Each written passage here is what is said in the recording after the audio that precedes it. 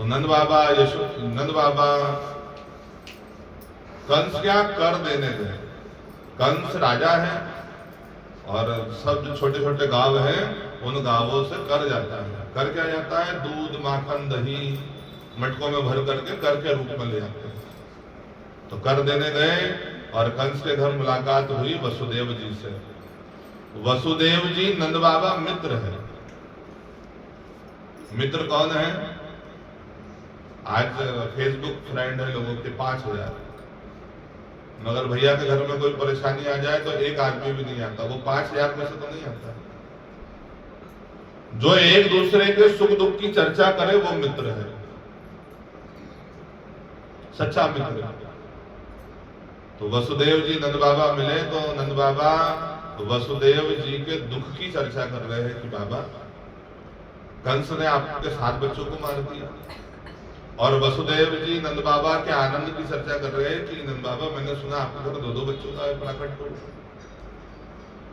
वसुदेव जी ने पूछा बाबा क्या नाम रखे हैं बच्चों के? बच्चों का नाम क्या रखा है? और तब होश आया कि अरे उत्सव मनाते मनाते तो 1 साल बीत गया, नाम ही नहीं रखा बच्चों का। वसुदेव जी ने कहा देखिए महाराज हमारे घर के पंडित जी है गर्गाचार्य जी और त्रिकालदर्शी है गर्गाचार्य, आप उनको ले जाकर के नामकरण करवाइए। और गर्गाचार्य जी ने कहा देखिए महाराज कंस का अत्याचार बड़ा फैला हुआ है, गौशाला में बैठ करके बिना किसी को बुलाए नामकरण संस्कार करेंगे तो मैं चलता हूं। और गर्गाचार्य जी आए। गर्गाचार्य जी 4 हाथ वाले नारायण की पूजा करते हैं। तो सुबह जब आकर के रहे नंद बाबा के महल में तो एक कमरे में ठहराया गया और वहां बढ़िया अपने भगवान के लिए भोग बनाया गर्गाचार्य जी ने। पहले के लोग अपने हाथ से भोजन पकाते थे। तो बढ़िया खीर का भोग बनाया, बढ़िया इलायची डाली, लौंग डाली, कुछ काजू बादाम डाली, दूध को हटाया, खीर बनाई। खुशबू, खीर बनती है तो इलायची की खुशबू फैलती है और जो खुशबू फैली तो भगवान को नैवेद्य लगाया। एक चांदी की कटोरी में खीर का भोग रखा, तुलसी का पत्ता डाला, पानी घुमाया और आओ नारायण भोग पाओ। और जो कहा आओ नारायण तो 1 वर्ष के कन्हैया घुटैया गए और जाकर के भोग झूठा किया। जो देखा गर्गाचार्य जी ने तो क्रोध में भर गए, ओ यशोदा देख तेरे लाला को मेरा भोग झूठा कर दिया। यशोदा मैया तो बड़े उठा करके ले गई लाला को। दूसरी बार खीर का भोग बनाया, मंत्र पढ़ा आओ नारायण भोग पाओ। और कन्हैया ने दाऊ भैया से कहा देख दाऊ भैया ये बाबा फिर मेरे को बुला रहा है, अभी मैं जाऊंगा तो चिल्लाएगा। और भगवान घुटैया गए, भोग पाया और जो देखा गर्गाचार्य जी ने तो चिल्लाए बिगड़े, ओ यशोदा देख तेरे लाला को। और यशोदा मैया को तो बड़ी लाज आई कि देखो मैं घर में खिलाती हूँ तो कुछ खाता नहीं है और यहाँ दूसरे के घर आकर के ऐसे करते बच्चे। अपने घर में खिलाओ तो नहीं खाएंगे, दूसरे के घर जाएंगे तो फिर ले लेकर के खा लेते हैं। तो यशोदा मैया को बड़ी लाज आई, उठा करके ले गई। तीसरी बार भोग बनाया और आओ नारायण भोग पाओ। कन्हैया घुटैया गए, भोग पाया। और गर्गाचार्य जी इस बार बोलते उसके पहले ही भगवान चतुर्भुज नारायण के रूप में गर्गाचार्य जी के सामने प्रकट हो गए। बोले चतुर्भुज नारायण भगवान की जय हो। चतुर्भुज रूप में दर्शन दिया गर्गाचार्य जी को और गर्गाचार्य जी तो प्रसन्न हो गए। प्रणाम किया गर्गाचार्य जी ने। और यशोदा मैया ने रोहिणी मैया से कहा कि बहन रोहिणी ये जो बाबा आया है ये कुछ ठीक मालूम नहीं पड़ता। कभी लाला को डांटता है, कभी उसको देख करके रोता है, कभी उसको लाड़ लड़ाता है, कुछ पागल मालूम पड़ता है। और ये नंद बाबा कहां से लेकर के आए नामकरण करने? अरे अच्छा नाम रखेगा कि नहीं सही सही? जो पंचांग में निकल रहे हैं वो सही नाम बताएगा कि नहीं? तो एक काम कर बहन, मैं दाऊ भैया को गोद में रखती हूँ, तू लाला को गोद में रख, जरा परीक्षा ले बाबा की।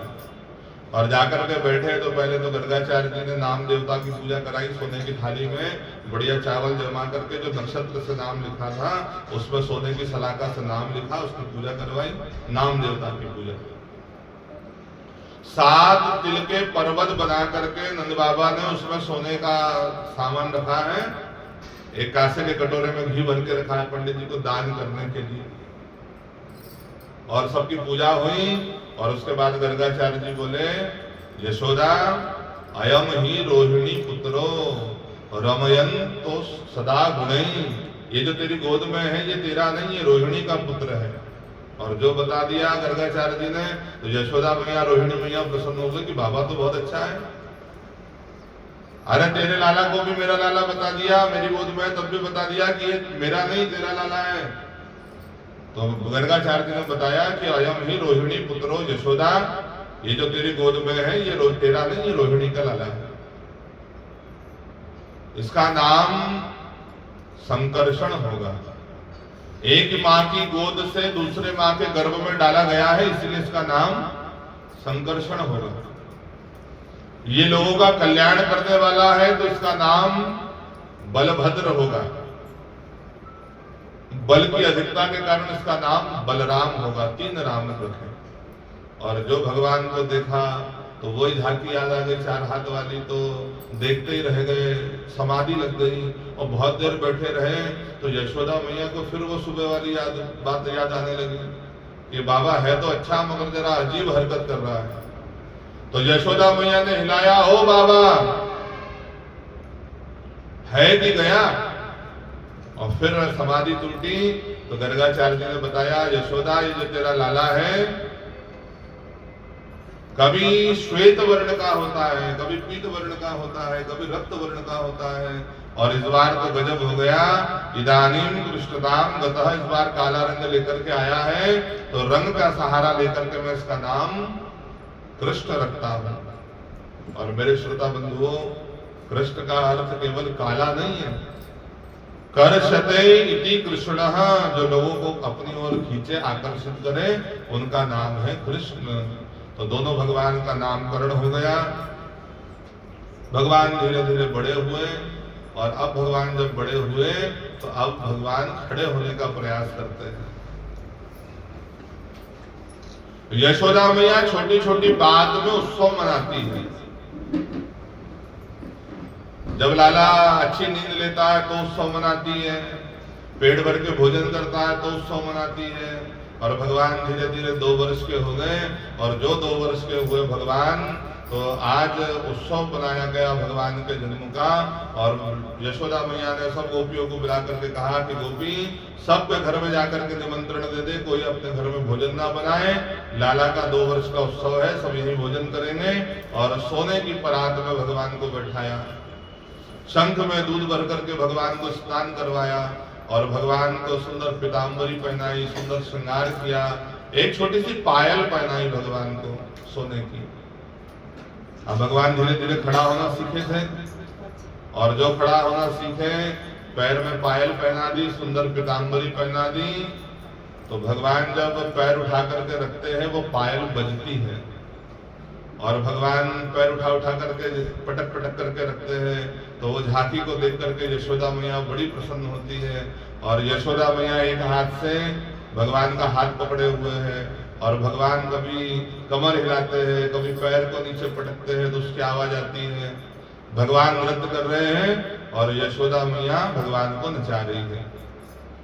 और उसी पे एक सूरदास जी का पद है, नाचे नंद को लाला नचावे बाकी मैया रे, नाचे नंद को लाला नचावे बाकी मैया रे, नाचे नंद को लाला नचावे बाकी मैया रे, नाचे नंद को लाला नचावे बाकी मैया रे, नाचे नंद को लाला नचावे बाकी मैया रे, नाचे नंद को लाला नचावे बाकी मैया रे, नाचे नंद को लाला नचावे बाकी मैया रे, नाचे नंद को लाला नचावे वाकी मैया रे, नाचे नंद को लाला नचावे वाकी मैया रे, नाचे नंद को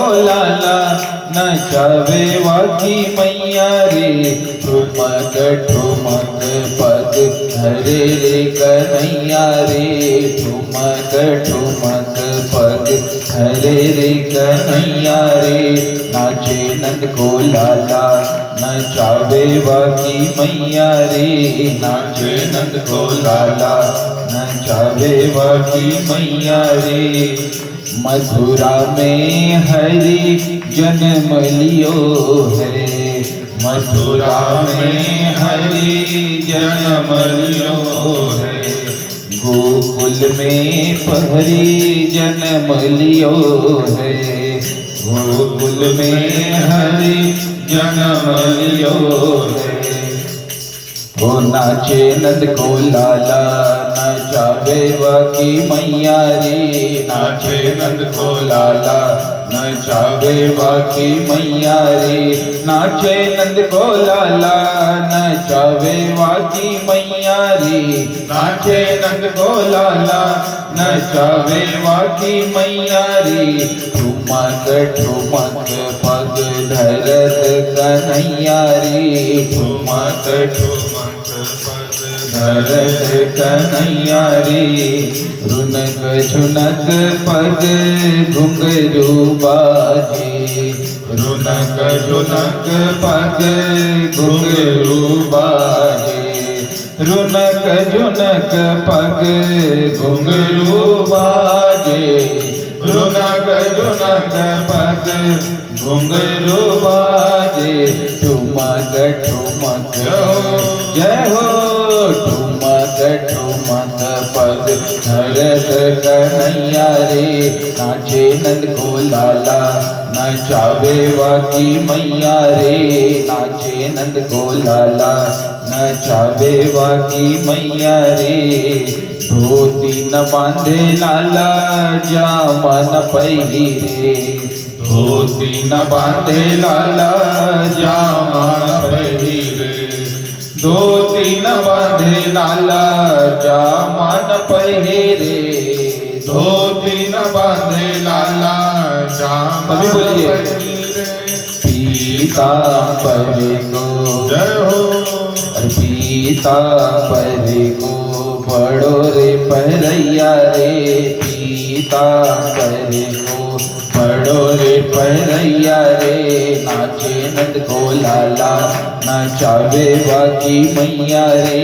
नाचे नंद को लाला नचावे वाकी मैया रे, टोपी न पहने लाला साफा न बांधे, टोपी न पहने लाला साफा न बांधे, टोपी न पहने लाला साफा न बांधे, टोपी न पहने लाला साफा न बांधे, मोर मुकुट को जय हो, मोर मुकुट को पढ़ो रे ओढ़ैया रे, नाचे नंद को लाला नचावे वाकी मैया रे, नाचे नंद को लाला नचावे वाकी मैया रे, नाचे नंद को लाला नचावे वाकी मैया रे, नाचे नंद को लाला।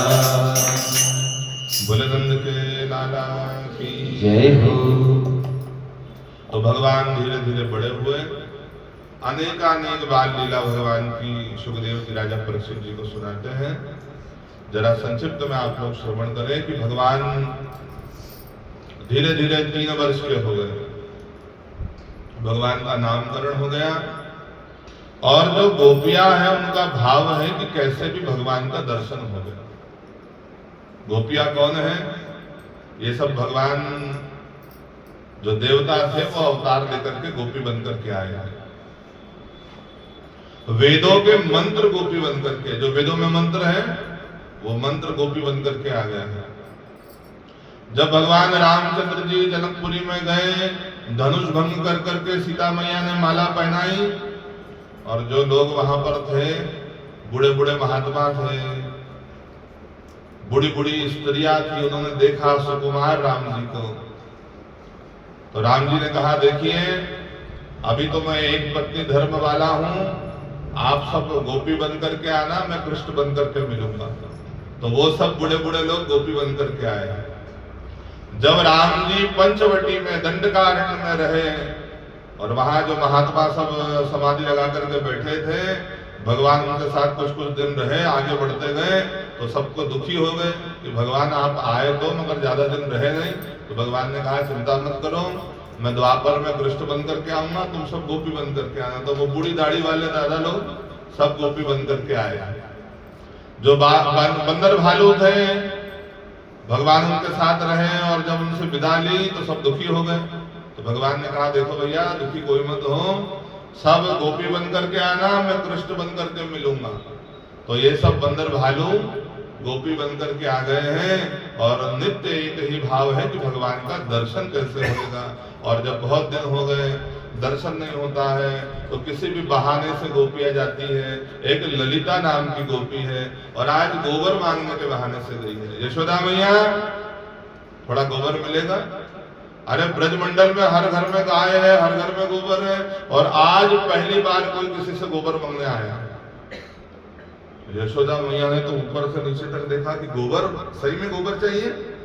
तो बोले, यशोदा मैया अब हम तो ग्वाल बाल है, हमारे घर की गाय भूसा खाती है और तू तो ब्रजमंडल की रानी है और तेरे घर की गाय तो हरा हरा चारा खाती है, तो तेरे घर की गाय का गोबर बड़ा अच्छा है।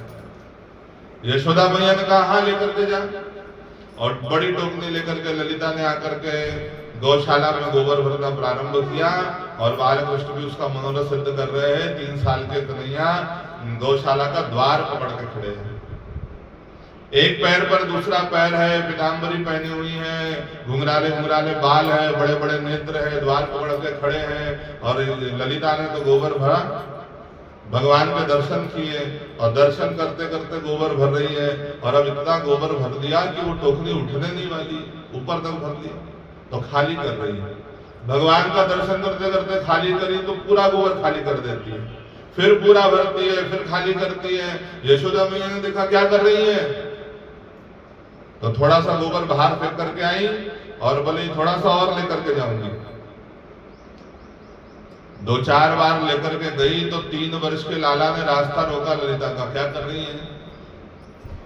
तो बोले, लाला जितने बार गोबर ले जाऊंगी उतने माखन का गोला देखो दूंगी खाने को। 2-4 बार और ले गई तो भगवान ने कहा, हिसाब कैसे होएगा, तो कितने बार ले जा रही है, कितने माखन का गोला देगी मेरे को?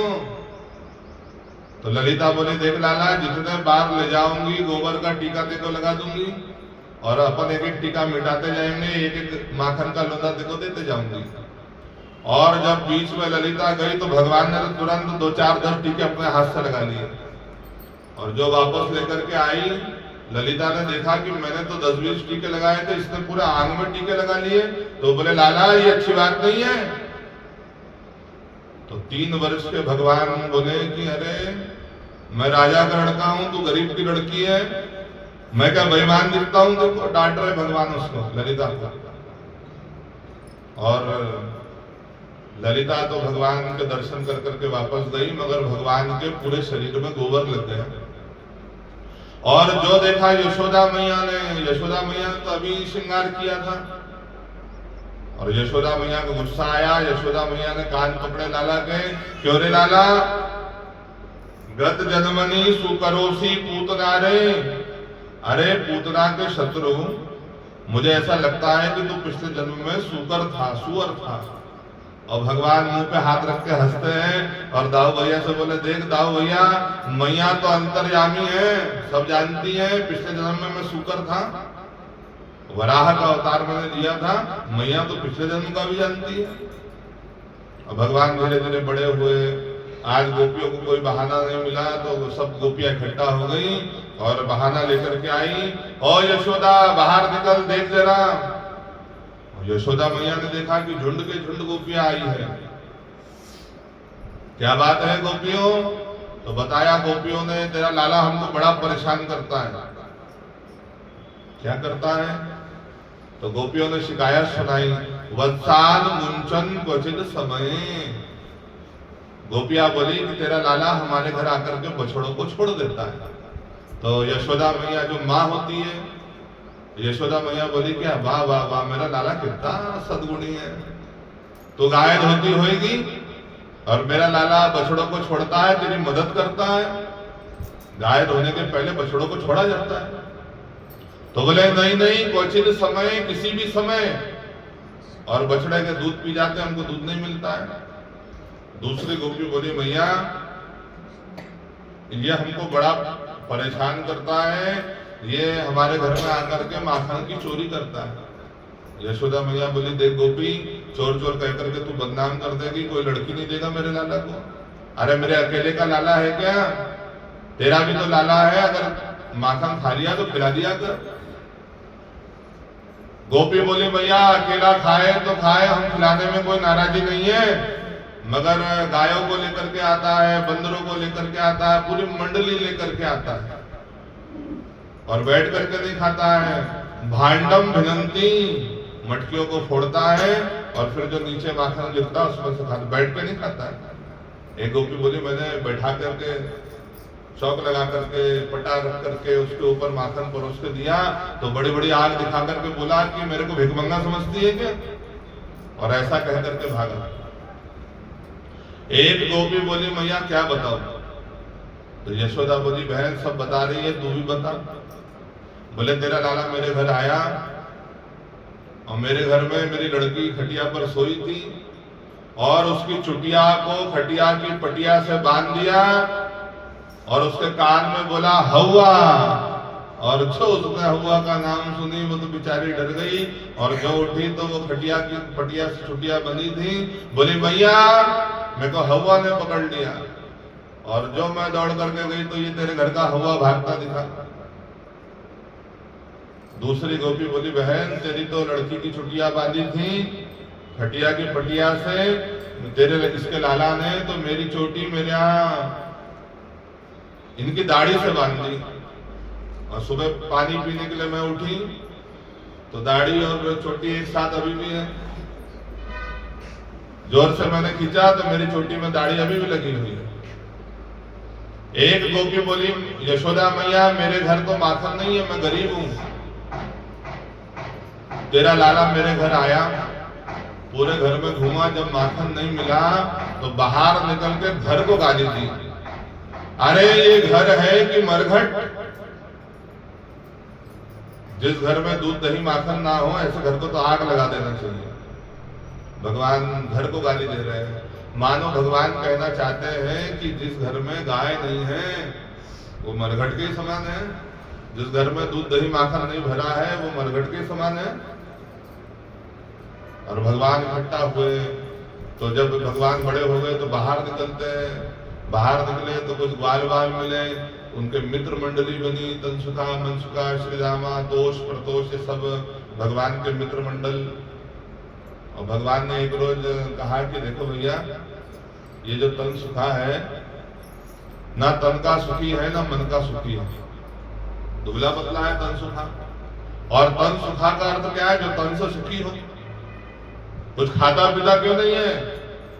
तो बोले भैया तेरा तू तो राजा का लड़का है, तेरे घर में बहुत सारा माखन दूध दही है, मगर हमारे घर का माखन दूध दही तो कंस के घर कर के रूप में जाता है, और जो सुना भगवान ने कर कंस को, और वो भी दूध दही माखन का। भगवान 3 वर्ष की आयु से कंस का विरोध करते हैं, ऐसी मानसिकता का जो राक्षसी प्रवृत्ति की है, ऐसा राजा जो अच्छा नहीं है, अधर्मी है, 3 वर्ष से भगवान ने विरोध किया और ग्वाल बालों से कहा कि देखो लाला, दूध दही माखन पर पहला अधिकार गाय के बच्चे का है, दूसरा हम मनुष्य के बच्चे का है, और किसी राजा को दूध दही माखन का कर नहीं लेना चाहिए। तो भगवान ने मटकी फोड़ करके कंस का विरोध करना प्रारंभ किया। भगवान ने कहा तो क्या करे लाला? मित्रों ने पूछा। भगवान ने कहा देखो, जिस चीज पर अधिकार हो, अधिकार ना मिले तो अधिकार को छीन लो। 3 वर्ष के भगवान, तो कैसे छीने लाला? तो भगवान बोले जो चीज अधिकार नहीं मिल रहा है उसकी चोरी करना प्रारंभ करो। ग्वाल बाल बोले बड़े अच्छी शिक्षा दे रहे हो तुम हमको, अरे घर में भी गाली पड़ेगी, बाहर भी मार पड़ेगी। तो भगवान बोले ऐसी चोरी मत करो, पहले ट्रेंड हो जाओ, अपने अपने घर में प्रैक्टिस करो। तो सब ग्वाल बाल अपने अपने घर में प्रैक्टिस करते हैं, भगवान भी प्रैक्टिस करते हैं। भगवान भी दबे पाव एक रोज गए और माखन के ऊपर से कपड़ा खोला, माखन निकाला। यशोदा मैया ने आवाज लगाई, लाला क्या कर रहा है? और अब तो हाथ माखन में भरे हैं। मैया देख तेरे माखन में चींटी हो गई है, मैं कितनी देर से चींटी साफ कर रहा हूं। दूसरी बार भगवान दबे पाव गए, इस बार तो माखन खाया भी था। और यशोदा मैया ने आवाज लगाई, लाला क्या कर रहा है? मैया यहाँ एक बिल्ली घूम रही है और देख वो बिल्ली तेरा माखन खा रही थी और मैं यहाँ खड़े होकर के रक्षा कर रहा हूँ। तीसरी बार गए भगवान, माखन का गोला निकाला। सूरदास जी कहते हैं कि मणि खंबन में आप बिलोकत, सामने एक मणि का खंबा लगा हुआ है जो कांच के समान दिखता है, और उसमें से जो भगवान ने गोला निकाला खाने वाले थे, सामने खंबे में बालक दिखा, प्रतिबिंब दिखा। और जो देखा तो भगवान तो डर गए, उनको लगा कोई और बालक आ गया है। तो भगवान ने कहा मैया को बताना नहीं, जो माखन है मिल बांट के खा लेंगे। और भगवान ने वो खंबे में वो माखन का गोला लगाया, और अब वो तो खंबा है, जो माखन का गोला लगा नीचे गिर गया तो भगवान डांट रहे हैं, तू समझता नहीं है मैया कितनी मेहनत से माखन बिलोती है, नीचे गिरा तो उठा। और यशोदा मैया देख करके प्रसन्न होती है। और अब तो जिस गली से भगवान निकलते हैं गोपियों के घर माखन की चोरी होने लगी। मगर गोपियां भगवान को बड़ा प्रेम करती है। ये माखन की चोरी क्या है? ये केवल माखन की चोरी नहीं है, ये भक्त के हृदय की चोरी है। कि जब भक्त भगवान तक नहीं पहुंच पाता तो भक्त कहता है कि भगवान मेरा सामर्थ्य नहीं है कि मैं 2 घंटे बैठ करके भागवत सुनूं, पूजा पाठ करूं, तपस्या करूं, मंत्र का जाप करूं। अब तो आप कुछ करिए तभी काम बनेगा। तो जैसे माखन है, माखन का स्वभाव कैसा है? माखन सफेद होता है, यानी निर्मल होता है, गर्म करने पर पिघल जाता है। वैसे भगवान के जो भक्त हैं उनका हृदय भी पूजा पाठ करके, कथा सुन करके निर्मल निश्चल हो गया है, दूसरों का दुख देख करके पिघल जाता है।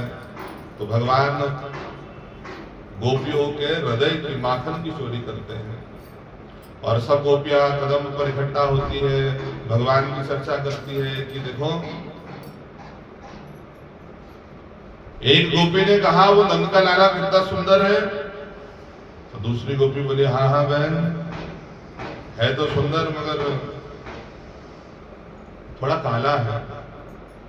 तीसरी बोली बहन काला है जब तो हम उसकी दीवानी है, अगर गोरा होता तो। चौथी बोली बहन काला तो है मगर बड़ा परेशान करता है। एक बोली कल मैं यमुना जल लेकर के जा रही थी, उसने मटकी फोड़ दी तो मैं पूरी भीग गई।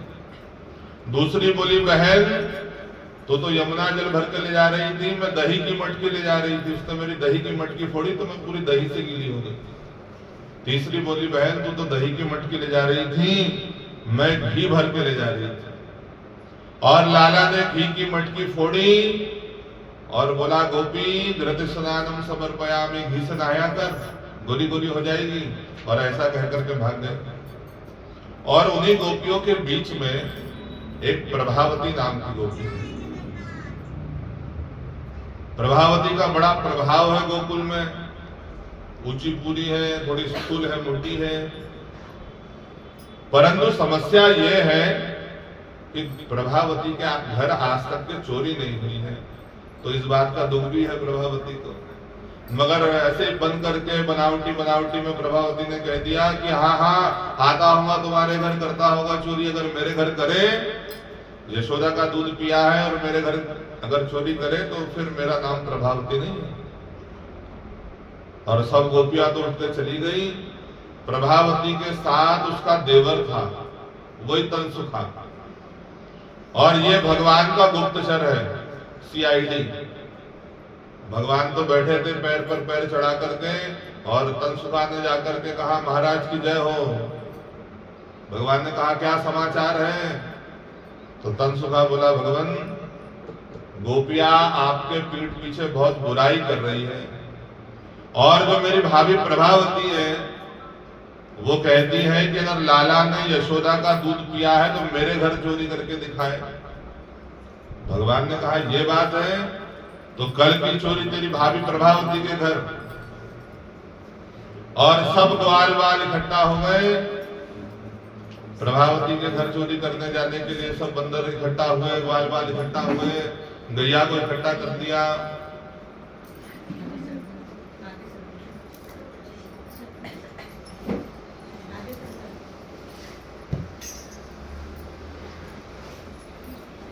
थोड़ा थोड़ा आगे सर।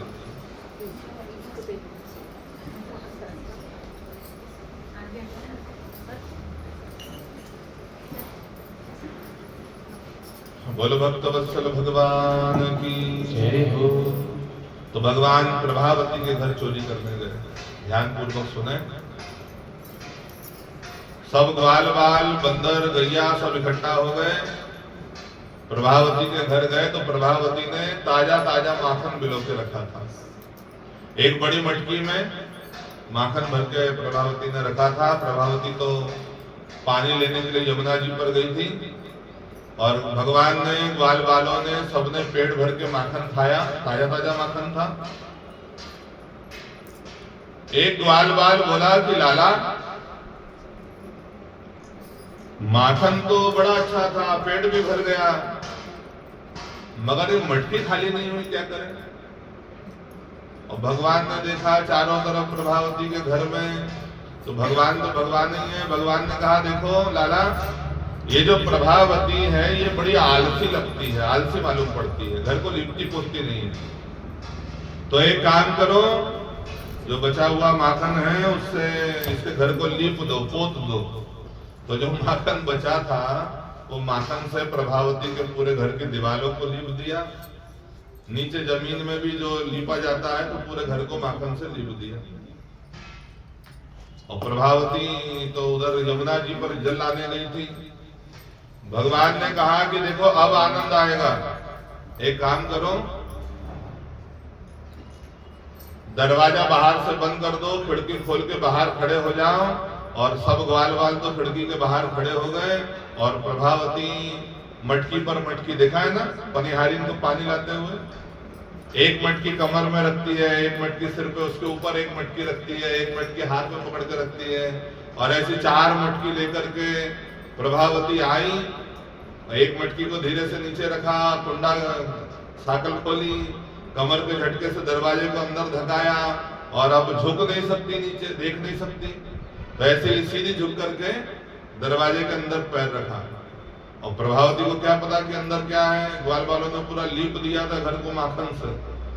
और जो पैर रखा जमीन पर माखन पर, तो मानो राजधानी एक्सप्रेस बन गई, सीधे जाकर सामने दीवार में टकराई। और जो टकराई तो अब तो प्रभावती गिरी, मटके गिरे, और माखन में मिल गया पानी। अब जरा सोचिए, माखन में पानी मिलेगा तो क्या होगा, और चिकना होएगा। और प्रभावती ने जो उठने का प्रयास किया तो सर्र से कभी इधर जाती है, कभी उधर जाती है।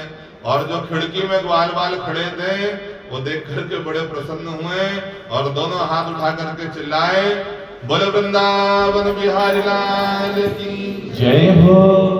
और जो देखा सुना प्रभावती ने, वृंदावन बिहारी ठहरो बताती है, और जाकर के शिकायत करी, ओ यशोदा बाहर निकल जरा देख, कमर दर्द के मारे में सो नहीं पाऊंगी रात भर, तेरे लाला ने। यशोदा मैया तो परेशान है शिकायत सुन सुन करके। यशोदा मैया ने कहा देख प्रभावती, तू तो समझदार है, रंगे हाथ पकड़ करके लाना, मैं खुद उसको सजा दूंगी। प्रभावती ने कहा अच्छा ऐसी बात है, ठीक है। और दूसरे दिन सब ग्वाल बाल इकट्ठा हुए। ग्वाल बाल बोले लाला कल कितना आनंद आया था, तो चले आज भी प्रभावती के घर। तो भगवान बोले हाँ हाँ चलो। और आज प्रभावती पहले से तैयार है।